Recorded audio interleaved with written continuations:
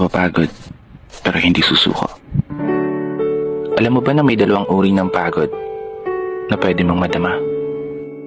Una, yung pagod na itutulog mo lang at pagising mo, okay ka na.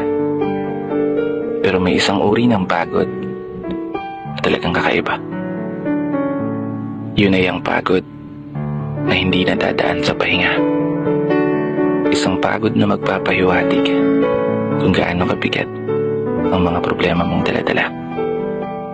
Pagod na magpapanginig ng mga luha sa mata.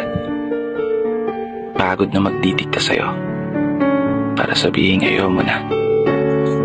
Mapapatanong ka na lang talaga, saan nga bang direksyon ng aking mga paa? Mga paang tila pagod na sa kakahakbang.